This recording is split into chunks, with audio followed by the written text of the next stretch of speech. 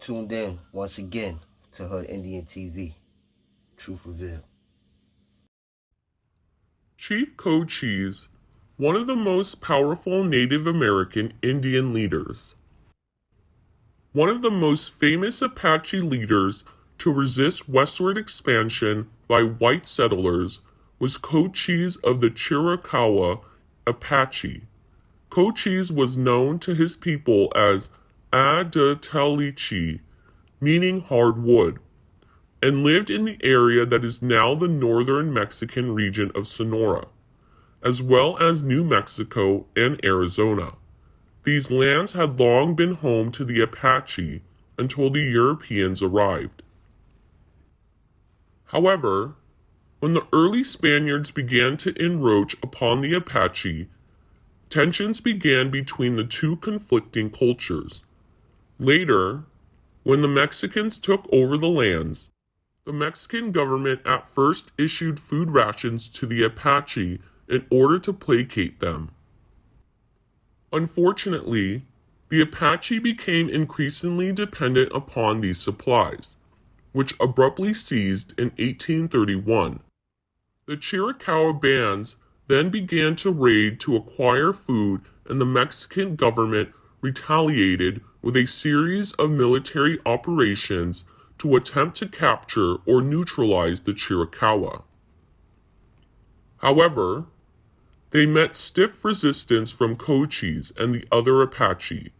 The Mexican troops then began to kill Apache civilians, including Cochise's father, which hardened his resolve against the Mexicans. In 1848, Cochise was captured by the Mexican troops, but was exchanged for nearly a dozen Mexican hostages. Cochise, who was described as a large man, with a muscular frame, classical Roman features, and long black hair, had married Dosh Tessa, the daughter of Mangus Coloradus, in the 1830s.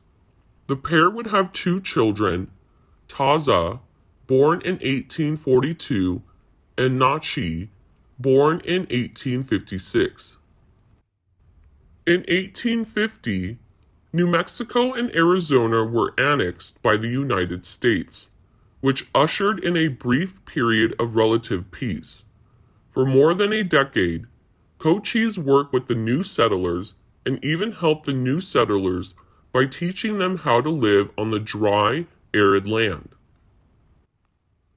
In 1856, Cochise became the principal war leader of the Chokian band after the death of its chief, Miguel Narbona, and the peace between the Apache and the United States continued. When the Apache Pass stage station was built in 1858, he worked for a time as a woodcutter for the Butterfield Overland Line and also helped protect the stagecoaches from attack. However, the tenuous peace would not last as more and more white settlers began to encroach upon Apache lands, and formally ended in 1861, when an Apache raiding party drove away a local rancher's cattle and kidnapped his 11-year-old stepson. The rancher, John Ward, believed Cochise was responsible for the raid and demanded that the military confront the Apache leader to recover the boy and livestock.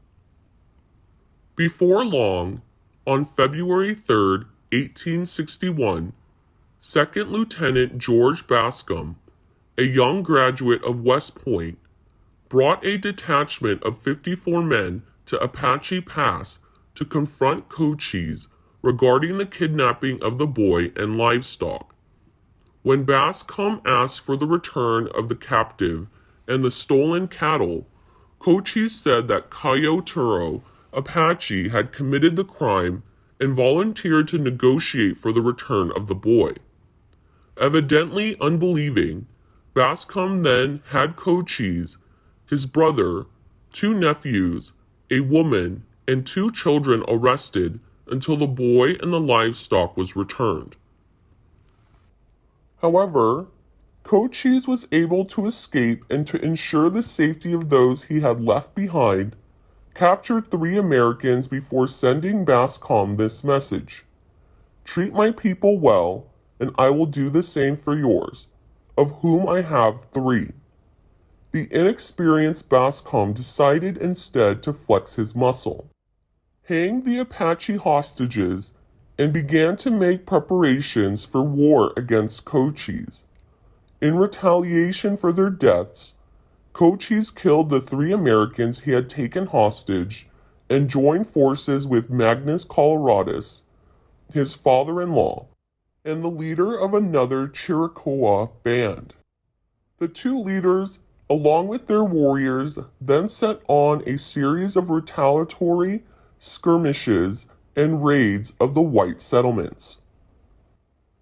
On July 15th and 16th, 1862, General James H. Carleton, leading a Federal army eastward to head off the Confederate invasion of New Mexico, encountered Cochise and Mangus Coloradus at Apache Pass fighting for control the nearby Apache Springs.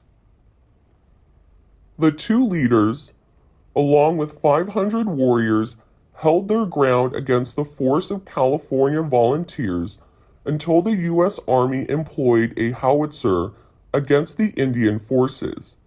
Though it was the first time that they had faced artillery fire, they continued to fight stubbornly for several hours before fleeing. General James Carleton subsequently took over as commander of the territory.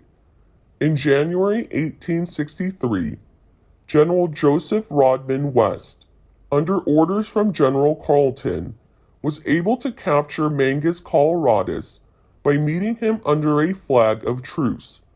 Though allegedly a peaceful conference, the U.S. Army took Mangus Coloradus prisoner and later executed him. This, of course, very much angered Cochise, who retaliated in all-out war against the white settlers, which continued for the next 9 years. At the same time, Geronimo was also fighting against white encroachment, and the 2 leaders often paired in their retaliation. The U.S. Army captured Cochise in 1871 and prepared to transfer the Chiricahua to a reservation hundreds of miles away in New Mexico, but he escaped and renewed the resistance campaign. Finally, in 1872, President Ulysses S. Grant sent General Oliver O. Howard, a peace emissary, to meet with Army scout and Indian agent Thomas Jeffords and Cochise. Cochise agreed to peace as long as his band was allowed to stay on the current reservation with Jeffords as their agent. General Howard agreed. Cochise made Thomas Jeffords his blood brother and a full member of the tribe. Afterward, he quietly retired on the reservation, where he stayed until his death 2 years later on June 8, 1874. Before he died, Cochise had requested that he be buried in an unmarked grave so that the white man would not find his body. One account says that he was buried along his favorite horse and dog in a deep rock crevice in Stronghold Canyon. Another version tells that he was buried several miles east of the stronghold, and that his warriors then galloped their horses over the grave so it could not be identified. In any event, the location of his burial remains a mystery today. Chief Cochise was succeeded as chief by his son, Nachi, also known as Natchez. In the meantime, some of Cochise's younger warriors did not agree with the peace that he had made with the U.S. government and broke away to join Geronimo's continued fighting efforts against the U.S. Army and white encroachment. The fighting continued until Geronimo's surrender in 1886.